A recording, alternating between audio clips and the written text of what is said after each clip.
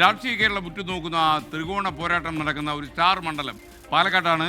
പാലക്കാടൻ തെരഞ്ഞെടുപ്പ് കാറ്റിൻ്റെ ചൂട് എത്രമാത്രം ഉണ്ട് എന്നറിയാൻ വേണ്ടി പ്രജിൻ സി കണ്ണൻ കൂടി പാലക്കാട് നമുക്കൊപ്പം ചേരുന്നു. ടി വി അവതാരകൻ പ്രജിൻ, പാലക്കാടിൻ്റെ കരിമ്പന പട്ടകളിൽ കാറ്റ് പിടിക്കുമ്പോൾ രാഷ്ട്രീയ ചൂട് എങ്ങനെയാണ് നമ്മൾ മനസ്സിലാക്കുന്നത്? പറയും.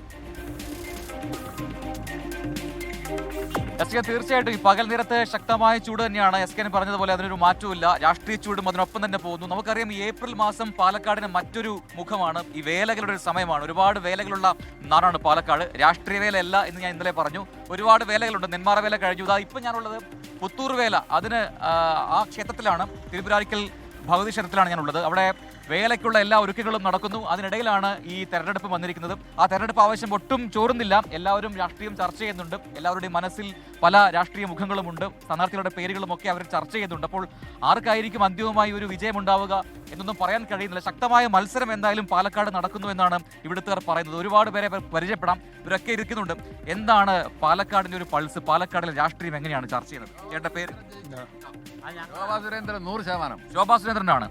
ഇത്തവണ ശക്തമായ മത്സരം UDF-ഉം LDF-ഉം ആണെന്ന് പറയുന്നു.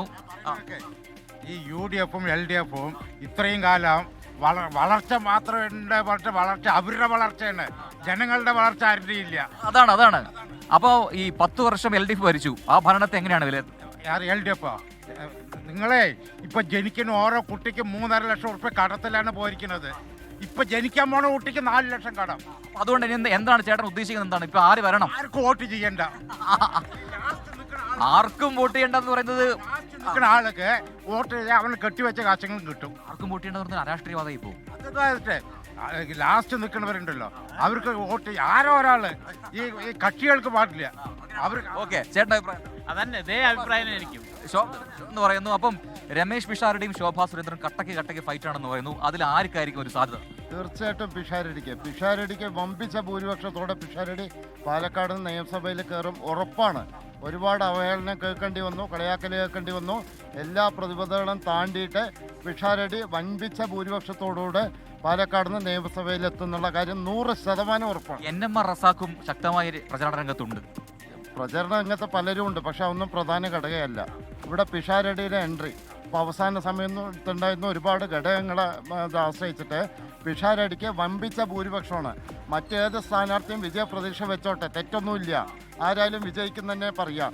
യാഥാർത്ഥ്യമായിട്ട് മെയില് അവിടെ പെട്ടി തുറക്കുമ്പോൾ പിഷാരടി എത്ര അതാണ് അപ്പോൾ അതീതമായിരിക്കും. അതാണ് അപ്പം കണ്ടോ, രണ്ടുപേരുടെ പേരുകൾ മാറി അഭിപ്രായങ്ങൾ പറയും. ചേട്ടാ, അപ്പൊ ആരാണ്? രമേശ് പിഷാരടി ആണോ അതോ Shobha സുരേന്ദ്രനാണോ NMR റസാഖാണോ? There is no doubt Ramesh Pirati will come. എന്താണ്? Why means he will do something for Palakkad. അങ്ങനെ ഒരു വിശ്വാസമുണ്ട്. ഇനി എന്താണ് നിലവിലെ? എല്ലാം തീർച്ചയായിട്ടും നിലവിലെ LDF ഭരണം അതിന് എങ്ങനെ എത്ര മാർക്ക് ഇടും? 10-ൽ 0. അതെന്താ അങ്ങനെ? വികസനം ഇല്ലാന്നാണോ? വികസനം പറഞ്ഞിട്ട് കാര്യമില്ലല്ലോ. വികസനം മാത്രമല്ലല്ലോ വേണ്ടത്. പല സർവേ ഫലങ്ങളും പറയുന്നത് വീണ്ടും LDF വരുന്നതാണ് 3.0. അത് പറയുമല്ലോ, അതിങ്ങനെ പറയുമല്ലോ. ഞാനും പറയുമല്ലോ, ഞാനും 4 ലക്ഷം പോകും എന്നൊക്കെ. അതിലൊന്നും അർത്ഥമില്ലല്ലോ. അപ്പൊ ആരാണ് ജയിക്കുക? There is no doubt Pisharody പറഞ്ഞല്ലോ. പറയുന്നു. ചേട്ടൻ എന്താ അഭിപ്രായം? ഇന്ന് കേരളത്തിലെ ആൾക്കാർ കുറച്ചു കാലം ഒരു 2 കൊല്ലെങ്കിലും നോർത്ത് ഇന്ത്യ പോയി താമസിക്കണം. അതെന്താ അങ്ങനെ എന്താ?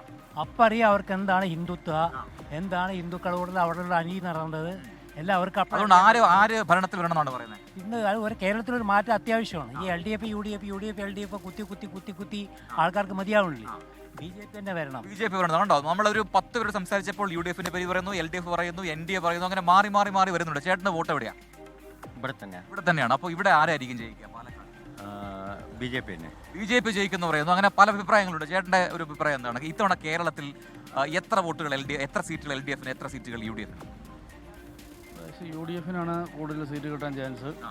ഒരു എത്ര പറയാം? ഇപ്പം VD സതീശൻ പറയുന്നു 100-ന് മുകളിൽ കിട്ടുമെന്ന് പറയും.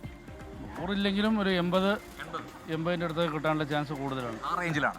ഓക്കെ, എന്താണ് കേരളത്തിന്റെ ഒരു പൾസ്? എന്താണ് കേരളത്തിന്റെ ഒരു പൾസ്? UDF ജയിക്കും. സംശയം എന്താണ്? ഒരു പ്രഡിക്ഷൻ ഉണ്ടോ? എത്ര സീറ്റ്? 85-90 സീറ്റ്. 85-90. എന്തുകൊണ്ടായിരിക്കും? എന്തിനെതിരെയായിരിക്കും ഈ വോട്ട്?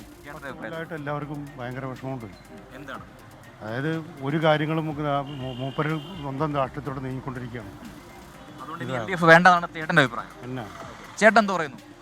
ശോഭാ സുരേന്ദ്രൻ 100% ജയിക്കും. പതിറ്റാണ്ടുകളുടെ രാഷ്ട്രീയ പാരമ്പര്യമുള്ള സ്ത്രീയാണ്. മേഡത്തിന് ജയിപ്പിച്ചില്ല എന്ന് വെച്ചാൽ വലിയ നഷ്ടമായിരിക്കും. ശോഭാ സുരേന്ദ്രൻ ജയിക്കണം, അതാണ് മനുഷ്യത്വപരമായിട്ട് അഭിപ്രായം. നമ്മുടെ യൂത്തിന്റെ ഒരു ഒരാളുണ്ട്. എന്താണ് പേരെന്താ? ദീപക്. ഓക്കെ, ഇവിടെയാണോ പാലക്കാടാണോ? പാലക്കാട് ഇവിടെ തന്നെയാണ് വോട്ടും. വോട്ട് ഇവിടെയാണ്, പക്ഷെ ബാംഗ്ലൂരാണ്. വോട്ട് ഇവിടെയാണ്. അത് വേലയാണ്ട് ഒന്നാണോ അല്ല ഇലക്ഷൻ? ഇലക്ഷൻ എല്ലാം കൂടി ഒന്നാണ്. അപ്പൊ എന്താണ് പാലക്കാടിൽ ഇത്തവണ ഒരു മാറ്റം ഉണ്ടാവും? പാലക്കാട് എന്തായാലും ഇപ്രാവശ്യം മാറും. ആരാണ് മാറ്റുക? ഇപ്രാവശ്യം ശോഭ ചേച്ചി 100% ജയിക്കും. ഓക്കെ, അപ്പൊ അങ്ങനെയാണ് വിശ്വസിക്കുന്നത്. അതെ. അപ്പം പല അഭിപ്രായങ്ങൾ മാറി മാറി വരുന്നുണ്ട്. അങ്ങനെ ശക്തമായ മത്സരം പാലക്കാട് നടക്കുന്നു എന്നതിന്റെ തെളിവാണ് ഈ പ്രതികരണങ്ങളെല്ലാം തന്നെ. നമ്മൾ സംസാരിച്ച ഏതാണ്ട് ഒരു 10-15ഓളം ആൾക്കാരോടാണ്, പക്ഷെ ആരും കൃത്യമായ ഒരു പേരല്ല പറയുന്നത്, മാറി മാറി മാറി പറയുന്നുണ്ട്. അതിനർത്ഥം ശക്തമായ മത്സരം ഇത്തവണ പാലക്കാട് നടക്കുന്നു എന്നുള്ളതാണ്. ഷാരിഖ് നവാസ് ഇവിടെ എന്നോടൊപ്പം ചെയ്യുന്നു. ഷാരിഖെ, ഈ പറയുന്ന പോലെ പാലക്കാട് ജില്ല കത്തിക്കയറുകയാണ്. ഈ 12 മണ്ഡലങ്ങളുണ്ട്. ഈ 12 മണ്ഡലങ്ങളിൽ വെച്ച് നോക്കുകയാണെങ്കിൽ എങ്ങനെയായിരിക്കും LDFന്റെ UDFന്റെ NDAയുടെ ഒരു സ്ഥിതി? പെട്ടെന്ന് പറയുകയാണെങ്കിൽ നമുക്ക് തൃത്താല മുതൽ തുടങ്ങാം. തൃത്താലയിൽ ഇപ്പോൾ ശരിക്കും പറഞ്ഞാൽ ത്രികോണ മത്സരമല്ല, അവിടെ UDFും LDFും തമ്മിൽ തന്നെയാണ് കടുത്ത മത്സരം. അതുപോലെ പട്ടാമ്പി എടുത്തു കഴിഞ്ഞാൽ പട്ടാമ്പിയിൽ ഇപ്പോൾ ഒരു എഡ്ജ് LDFനാണ് കൂടുതൽ, എന്നാലും അവിടെ LDFും UDFും തന്നെയാണ് മത്സരം. ഒറ്റപ്പാലത്ത് നോക്കുകയാണെങ്കിൽ ത്രികോണ മത്സരമാണ്. അവിടെ NDAയും LDFും UDFും തമ്മിൽ കട്ടയ്ക്ക് മത്സരം നടക്കുന്ന ഒരു സ്ഥലമാണ്. അതുപോലെ തന്നെ മണ്ണാർക്കാട് എടുത്ത് നോക്കിയാൽ അത് UDFിന്റെ കോട്ടയാണ്, ലീഗിന്റെ ഒരു കോട്ടയായി തന്നെ ഇപ്പോഴും തുടരുന്ന ഒരു മേഖലയാണ്. അതേ നമുക്ക് ഇനി കോങ്ങാട് വന്നാൽ കോങ്ങാടും LDFും UDFും തമ്മിലാണ് മത്സരം. അവിടെ NDA ഒരു നിർണായക ശക്തി ഇപ്പോഴല്ല, എന്നാലും ഭാവിയിൽ ആകുമായിരിക്കും. ഇപ്പോഴല്ല.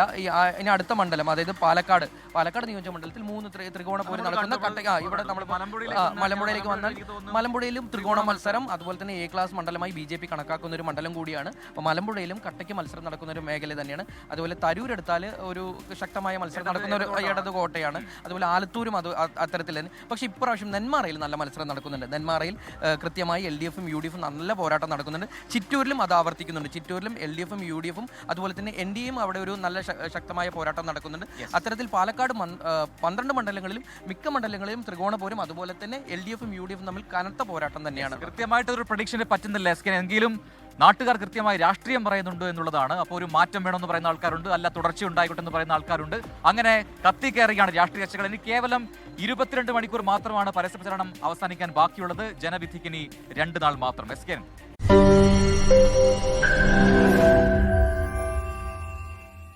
ലോകത്തെവിടെയായാലും ഏത് സമയത്തും 24 വാർത്തകളും ഓഗ്മെന്റഡ് റിയാലിറ്റി പാക്കേജുകളും എക്സ്പ്ലെയിനറുകളും വിശദമായി കാണാൻ ഞങ്ങളുടെ YouTube ചാനൽ നിങ്ങൾക്ക് സബ്സ്ക്രൈബ് ചെയ്യാം.